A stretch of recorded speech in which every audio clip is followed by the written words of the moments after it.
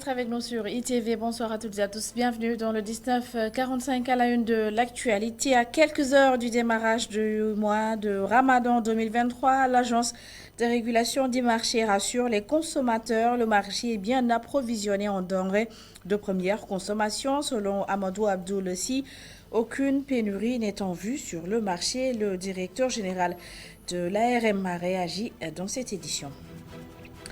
Tension politico-sociale dans le pays, l'école sénégalaise pas du tout épargnée. En plus des arrestations notées, un élève en classe de terminale a été tué cette semaine à Bignona. Dans ce journal, la réaction de quelques élèves, ils mettent en garde leurs camarades. Ne ratez pas le reportage d'Aïssatou Kane. Et puis chaque mercredi, la rédaction vous propose la rubrique découverte. Elle nous mène ce soir dans le sud du pays, dans l'île Itou, l'île dépourvue quasiment de tout, souffre aussi d'un terrible enclavement. Découverte enfin d'édition à suivre. Voilà pour les titres. Tout de suite, le développement.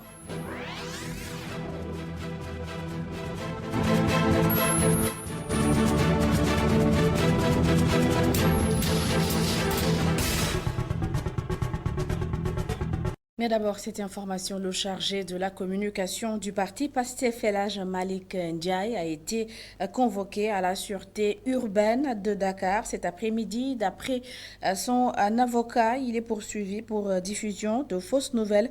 Maître Moussa Sarr n'a pas donné plus de détails sur les propos qui incriminent le responsable du parti, Ousmane Sonko. Et puis, la commission nationale de concertation sur le croissant lunaire s'est réunie aujourd'hui à la RTS pour scruter le croissant lunaire et après avoir recueilli toutes les informations venant de leurs représentants qui sont dans les différentes localités du pays, la commission décrète que le croissant lunaire a été aperçu dans plusieurs localités du pays. Par conséquent, le jeudi 23 mars, c'est-à-dire demain, est le premier jour du mois de Ramadan. Ramadan 2023, justement, le marché est bien approvisionné. L'assurance du directeur général de l'ARM, l'agence de régulation des marchés, selon Amadou Abdoulessi, il n'y a pas de pénurie d'oignons sur le marché sénégalais. Et concernant la tension notée sur le sucre, le directeur général de l'ARM assure que l'État a pris les dispositions nécessaires. Écoutons-le au micro d'El Hadj Malick Cissé. Le marché est actuellement correctement approvisionné, surtout en ce qui concerne les produits horticoles quand même que l'ARM surveille. Mais en rapport aussi avec les autres services, on fait souvent des réunions de coordination. Là, le marché est actuellement bien approvisionné et les prix semblent être stables depuis quelque temps. Et au niveau des produits quand même horticoles, les prix même ont quand même baissé par rapport au prix des produits importés qui variaient jusqu'à 20 000 francs le sac d'oignon qui était vendu jusqu'à 20 000 francs, le sac de pommes de terre jusqu'à 15 000, 17 000. Actuellement, l'oignon coûte dans les environs de 12 000 et la pomme de terre entre 8 500 et 9 000. Les autres produits aussi sont corrects. On parle un peu de tension quand même sur le sucre, mais la CSS et le commerce intérieur ont tenu des réunions ensemble et ce qui est sorti, c'est quand même il y a du sucre et bientôt le marché, les corrections nécessaires seront apportées. Nous, on collecte des informations sur les prix, sur les stocks au niveau des produits. On surveille 356 marchés sur l'ensemble du pays. Nos antennes régionales sillonnent l'ensemble des marchés, aussi bien hebdomadaires que permanents, urbains et ruraux. Et on publie un bulletin chaque lundi qui montre les tendances du marché, autant au niveau de la disponibilité que des prix. Mais le commerce intérieur aussi dispose des brigades, assure la surveillance sur les marchés. Le DG de l'ARM était l'invité de Kenwas Kanui sur ITV. À Kaolack, le service régional du commerce rassure aussi sur l'approvisionnement du marché kaolackois. Les agents du service du commerce veillent aussi au niveau des marchés à l'application de la baisse des prix des denrées de grande consommation à Damassar et à Stombaye. Le ramadan arrive à grands pas à Kaolack, selon le chef du service régional du commerce. Hormis le sucre, le marché est bien approvisionné. Nous, au niveau du service régional du commerce, durant ces périodes-là, on veille à ce que les produits soient disponibles au niveau du marché. Et comme nous le faisons toujours, hein, on fait les relevés de stock pour voir quels sont les produits qui sont disponibles, quels sont les produits qui menacent pénurie. Donc, mais actuellement, je peux dire que les produits de grande consommation sont bien présents au niveau du marché. Le seul souci qu'on a, c'est par rapport au sucre. Et là aussi, ce n'est pas un problème de disponibilité, mais peut-être de distribution. Le produit est disponible au niveau de l'industrie, c'est-à-dire la CSS, mais il y a des problèmes au niveau de la distribution. Donc, les gens passent des commandes qui durent un peu longtemps. Donc, là aussi, c'est des problèmes que l'on remonte au niveau de notre direction, au niveau du ministère. Et le ministère est en train de travailler là-dessus pour vraiment trouver des solutions à ce problème-là, pour que ceux qui commandent puissent rapidement entrer en possession de leurs commandes pour que le marché soit bien approvisionné.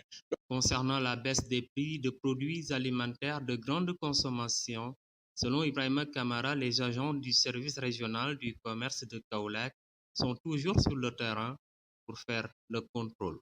Donc, pas plus tard qu'aujourd'hui et hier, on a organisé des opérations. Ce que l'on peut dire, c'est qu'il y a certains qui toujours vont respecter la baisse des prix, mais il y en a d'autres quand même, il faudra vraiment se batailler avec eux pour vraiment leur faire respecter ces nouveaux prix-là. Et c'est ce que nous faisons.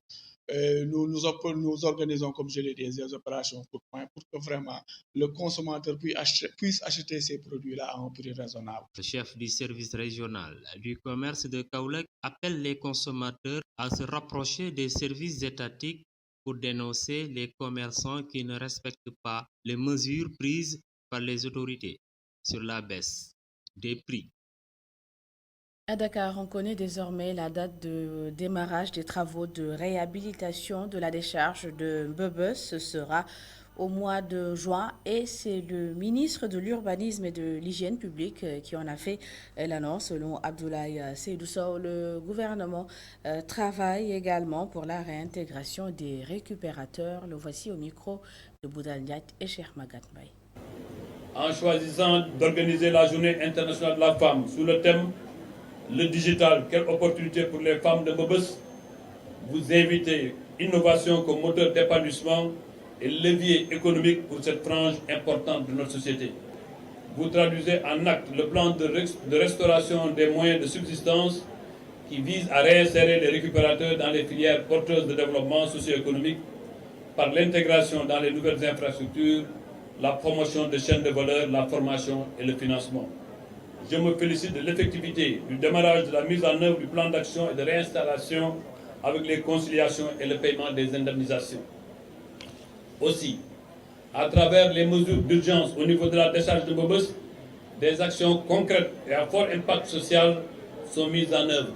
La mise en place des 90 lampadaires solaires tout au long de la voie d'accès, de 5 lampes mobiles et d'un dispositif de vidéosurveillance. Le renforcement de la sécurité avec l'installation de 6 postes de contrôle secondaires et la mise en service d'un poste de police. L'amélioration des conditions de travail et de vie sur la décharge à travers l'aménagement de 30 toilettes mobiles dont la surveillance est assurée par des récupérateurs recrutés par la SONAGED et supervisés par un comité de gestion constitué par des récupératrices. La remise de 5000 kits scolaires à une trentaine d'écoles choisies par l'IF de Kermassar et l'invite au corps enseignant à s'impliquer pour le retrait définitif de tous les enfants opérant dans la décharge de Mbebes. L'agriculture basée sur la pluviométrie ne peut pas garantir la sécurité alimentaire du Sahel. L'irrigation, la meilleure option selon le comité permanent inter-État de lutte contre la sécheresse au Sahel. Et pour réfléchir sur des mécanismes de financement des agriculteurs dans ce domaine, le SILS a initié un atelier à Sali. C'était en présence de nos correspondants sur place, Muntaga Khan et Mamadouba.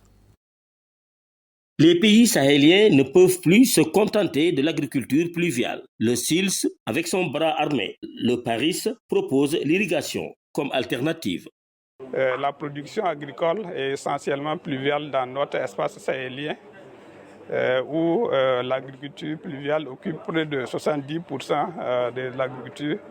Mais compte tenu des changements climatiques qui interviennent dans ces derniers temps, on sait que pour répondre aux besoins de la sécurité alimentaire, cette production basée uniquement sur la pluviométrie ne pourra pas répondre aux attentes à l'atteinte de la sécurité alimentaire. Donc c'est en cela que la question de développement de l'irrigation s'impose dans notre espace sahélien. D'où la mise en œuvre du Paris qui intervient dans 6 pays, qui a commencé depuis 2018, qui va s'achever normalement cette année 2023. Pour adopter l'irrigation, les agriculteurs ont grandement besoin de financement. Donc, on est réunis aujourd'hui afin de discuter du financement de l'irrigation. Tout le monde sait que le financement est le principal problème des agriculteurs du Sahel. Des financements pour les périmètres irrigués, des financements pour l'accompagnement de la commercialisation des produits agricoles. Valorisation, donc financement pour accompagner la commercialisation. Ce n'est pas étonnant que le Maroc, qui dépense 425 milliards chaque année dans l'agriculture, notamment dans l'irrigation, continue de fournir aux pays sahéliens des fruits. En Tagakana, Sédhiou, les difficultés d'accès à la terre et au financement sont également un problème à l'entrepreneuriat féminin. Et pour inverser ces tendances, des étudiants ont lancé une campagne de sensibilisation vers les femmes. Ils ont également organisé un forum communautaire sur la question. Correspondance Ousmane Demba. Situé dans la périphérie nord de la ville de Sédhiou, Bakoum a abrité cette rencontre d'information initiée par l'association des élèves et étudiants de cette localité de la commune de Diendé. Ils entendent ainsi apporter leur soutien à leurs sœurs et mamans, explique Mamadou Moustapha Traoré, leur président. Les femmes, pour accéder à la terre, c'est compliqué. Malgré qu'elles elles font du travail de la terre, mais accès aux terres, c'est compliqué. Si vous voyez ici à Bakoum, nos mamans n'ont que ces 2 pharaons-là qui sont entre Sédhiou et Bakoum. Donc, en dehors de ces 2 pharaons, elles n'ont pas d'autre espace pour pouvoir étendre leur champ de travail. Donc, cela aussi est un handicap parce que si vous voulez que les femmes soient une entreprise, donc il faut qu'il y ait des terres. Et que quand on parle de terre, on ne parle pas d'1 hectare de terre, on parle des centaines d'hectares. Donc, ces centaines d'hectares, ces femmes, à elles seules, ne peuvent pas l'avoir. Donc, il faut qu'il y ait l'accompagnement de l'État pour pouvoir s'approprier de ces terres et pouvoir aussi faire les travaux comme elles le veulent. Il y a des structures étatiques qui sont là, qui financent les femmes. Et maintenant, c'est à ces structures-là de pouvoir expliquer à nos mamans comment faire pour pouvoir bénéficier de ces fonds-là. Membre actif de cette association, Fatoumata Seydi plaide pour l'allègement des travaux des femmes. On a choisi ce thème aujourd'hui pour faire favoriser la femme en tant que telle. Parce qu'on a vu que notre société maintenant, les femmes sont un tout petit peu minimisées en quelque sorte. Beaucoup de nos mamans, ils souffrent. Surtout, ils n'ont pas assez de terre pour cultiver parce que la majorité, financièrement, ils ne sont pas accompagnés et la communication, l'information reste. Axé sur le dynamisme des jeunes et des femmes autour de l'entrepreneuriat, les échanges qui ont tiré en longueur ont permis aux participants de s'imprégner des questions liées à cette thématique. Améliorer l'alimentation et la génétique du cheptel, c'est l'objectif de la session de formation initiée par le ministère de l'Élevage et des Productions animales. Plusieurs techniciens de ce ministère ont été capacités dans le cadre de la politique de formation des agents de l'État. Écoutons à ce propos le ministre Ali Saleh Diop au micro de Babacar Seck. La capacitation des acteurs, y compris les agents du ministère de l'élevage et des productions animales, est également une priorité pour le chef de l'État. Ça l'est d'autant plus qu'il constitue l'axe 2 du plan Sénégal émergent. C'est pour cette raison essentielle que le ministère de l'Élevage, pour être en phase avec les orientations du chef de l'État dans le cadre du PSE et de l'action normative qui est de faire en sorte que nos agents soient de plus en plus performants, que nous avons estimé mettre en place ce plan national de formation des agents. C'est l'aboutissement d'un long processus. Nous avons été encadrés par le BOM depuis le début, avec la mise en place d'un comité de pilotage qui a travaillé à recenser l'ensemble des besoins du ministère dans le court, le moyen et le long terme. Cette activité nous a permis de planifier un peu nos besoins de formation en lien avec l'évolution du secteur qui prend de plus en plus de l'épaisseur dans le tissu économique de notre pays. Je vous l'annonçais dans les titres, la tension sociopolitique qui prévaut dans le pays n'épargne pas l'école sénégalaise. En dehors des arrestations, les manifestations ont provoqué la mort d'un élève en classe de terminale cette semaine à Bignona. La preuve que les acteurs de l'éducation n'hésitent pas à descendre sur le terrain politique. Et dans le reportage que vous allez suivre tout de suite, des élèves mettent en garde et sensibilisent leurs camarades Zatoukan et Moussadia.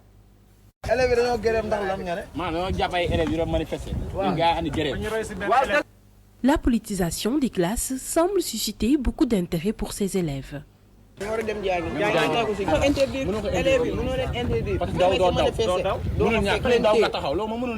Babacar estime que les élèves ont le droit de prendre position sur des questions politiques et de manifester.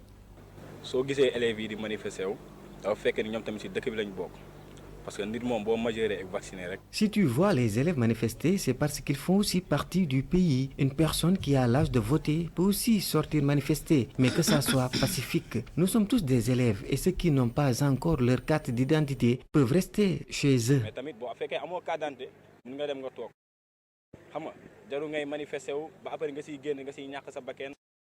Une situation à relativiser, les élèves doivent être neutres, s'abstenir de tout parti pris, suggère cet élève en classe de 3e. Les élèves, dans une certaine mesure, ils ne devraient pas s'intéresser à la politique.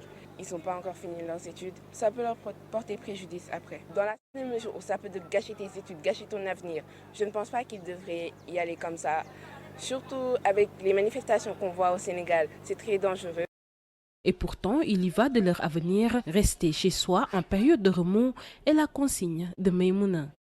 Je trouve que ce n'est pas normal parce que ça ne nous concerne pas. Nous, on doit apprendre et réussir. Les élèves qui vont dans les manifestations et qui brûlent les voitures, etc. Ça, ce n'est pas normal. C'est de rester à la maison, d'apprendre et de réussir parce que nos parents veulent que nous réussissions. Quoi qu'il en soit, il appartient aux leaders politiques de sensibiliser les jeunes, renchérit Babacar.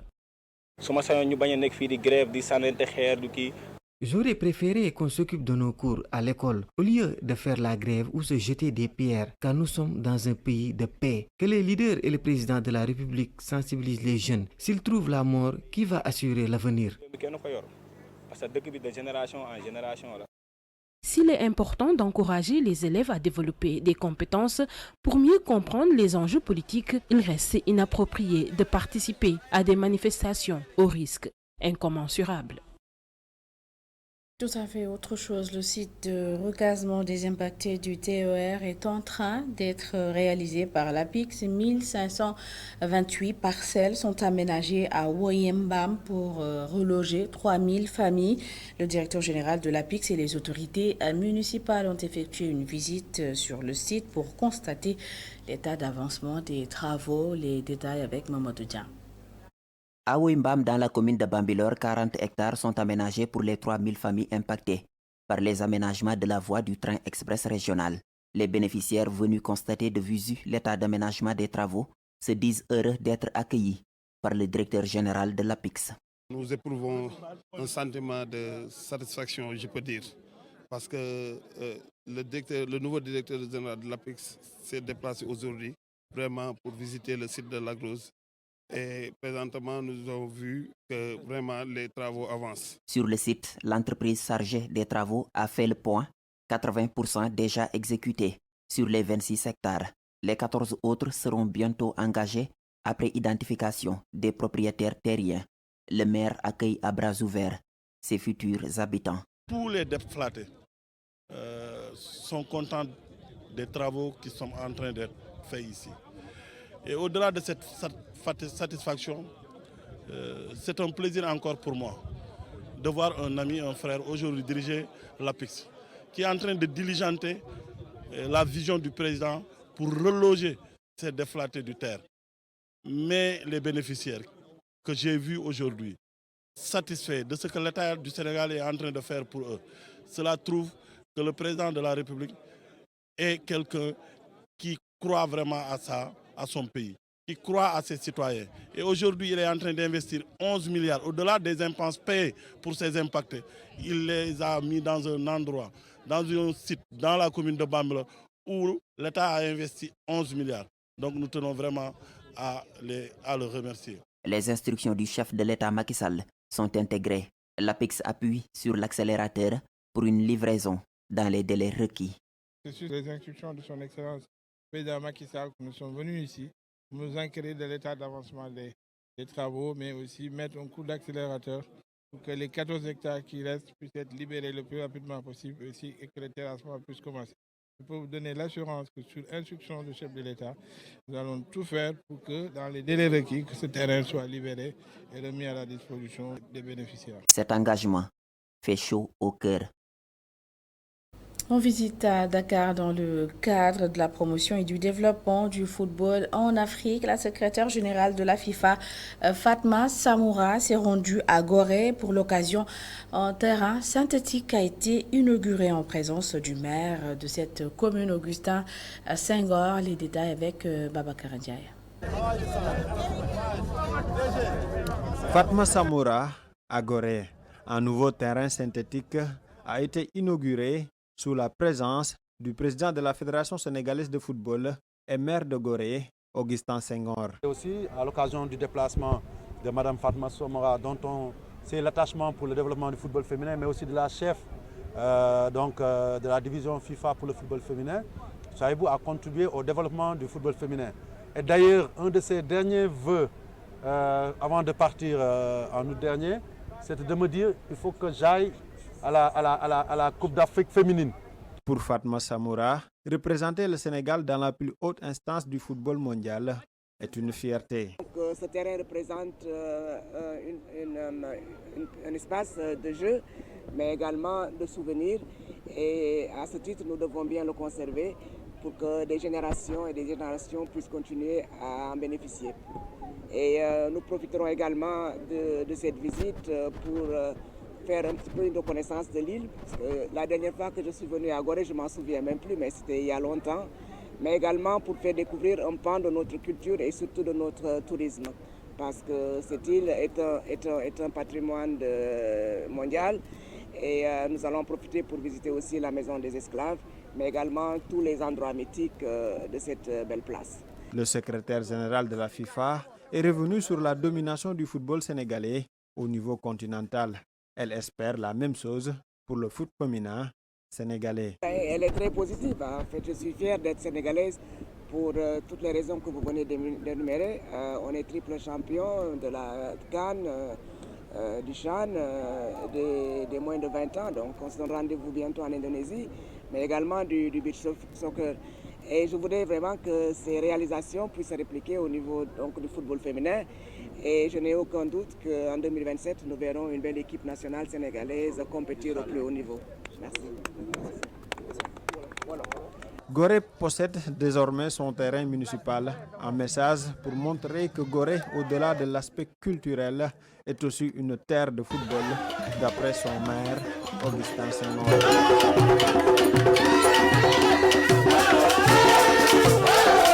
Et convié à cette cérémonie, le directeur général de l'Agence sénégalaise de la promotion touristique, Papa Mar Diouf, est revenu sur la nécessité de développer le tourisme à travers le sport. Je vous propose de l'écouter. Nous avons été invités par le maire de Gorée à plusieurs titres aujourd'hui. D'abord parce qu'il y a un invité de taille qui le visite et une fierté nationale, une des ambassadrices de taille de la destination Sénégal qui vient visiter la commune de Gorée et inaugurer le stade que nous avons vu magnifique au cœur de l'île. Le tourisme sportif est devenu important. Le Sénégal s'est doté d'infrastructures importantes. Les autorités de l'État accompagnent le sport Et donc des événements sportifs vont de plus en plus s'organiser au Sénégal, comme c'est le cas de la Basketball Africa League en ce moment. Et au même moment, les sportifs sénégalais portent l'étendard du drapeau national partout dans le monde. Madame le secrétaire général de la FIFA incarne ces personnalités qui, justement, véhiculent les valeurs sénégalaises et vendent le pays partout à travers le monde. Nous avons d'autres sportifs également qui font le même travail. Nous avons l'un de nos ambassadeurs, si ce n'est le principal ambassadeur de l'Agence sénégalaise de promotion touristique, Gorgui Sy Dieng, grand basketteur, connu dans le monde sportif et qui prend des initiatives chaque jour pour rendre visible la destination.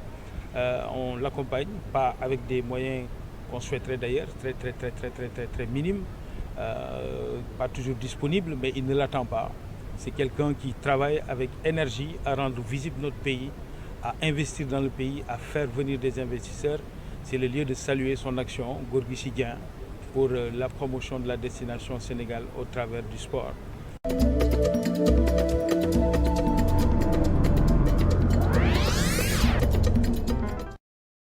À la découverte d'une île oubliée dans le Bliss Kassa, l'île Itu se trouve dans la commune de Kafountine, c'est dans le sud du pays. L'enclavement est le principal problème dans cette localité. Pour rallier la capitale communale, par exemple, les insulaires font un trajet de plusieurs jours à Sanba et Daouda Sambo. Itu, ce village de la commune de Kafountine, est situé dans les îles de Bliss Kassa. Cette localité d'environ 1000 habitants est dépourvue de toute infrastructure de base. Trouver de l'eau potable est un véritable casse-tête pour ces insulaires. Il n'y a rien ici. On n'a pas d'eau potable. On n'a que les puits pour s'approvisionner.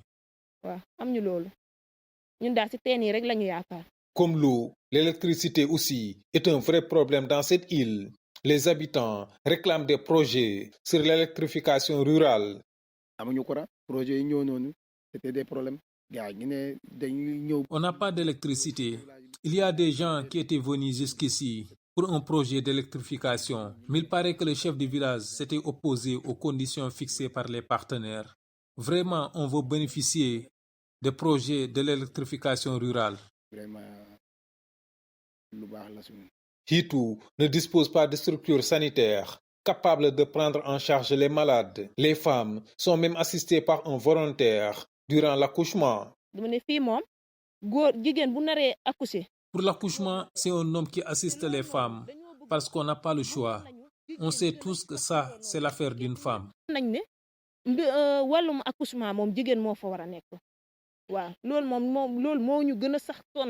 Même pour alimenter la boîte de pharmacie, ce sont les femmes du village qui cotisent, un véritable problème dans cette zone déshéritée.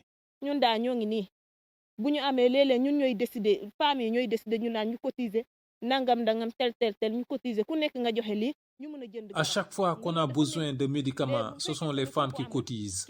Vous savez que c'est très dur. La plupart ne cotisent pas parce qu'elles n'ont rien. C'est vraiment difficile.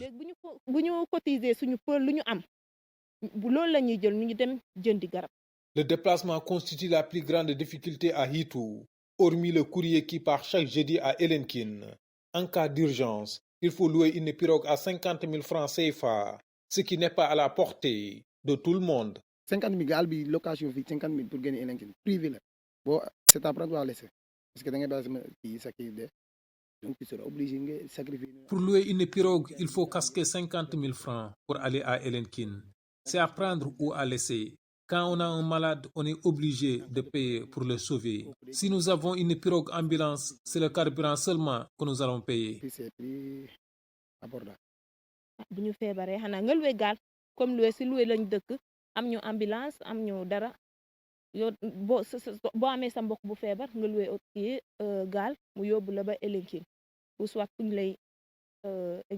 c'est plus compliqué même pour allier la capitale communale Kafountine, où les populations sont obligées de faire presque un voyage d'une semaine. Une semaine parce que si calculer trajet mardi ngay dem ba Hayer lendemain mercredi nga dem ba Kafountine mercredi bo fa eggé mercredi jeudi. C'est une semaine parce que tu quittes ici le mardi soir pour aller à Hayer.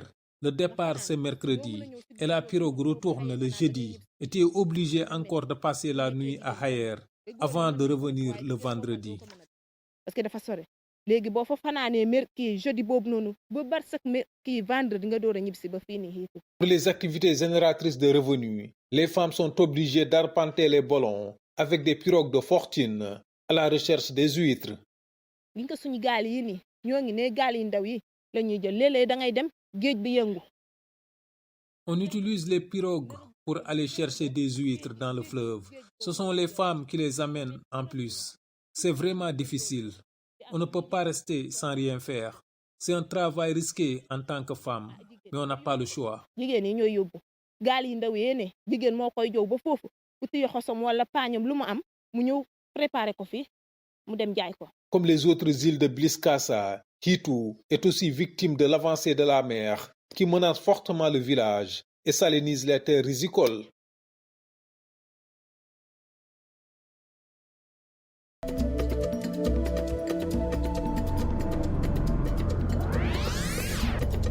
Hassan Ba, merci. Avant de nous quitter, juste vous rappeler que la Commission nationale de concertation sur le croissant lunaire s'est réunie aujourd'hui pour scruter le croissant lunaire et après avoir recueilli toutes les informations venant de leurs représentants qui sont dans les différentes localités du pays. Le croissant lunaire a été aperçu dans plusieurs localités du pays. Par conséquent, le mois béni de Ramadan démarre demain jeudi 23 mars 2023. C'est la fin de cette édition. Merci à toutes et à tous de l'avoir suivi. Merci de votre fidélité, DENETI et bon Ramadan.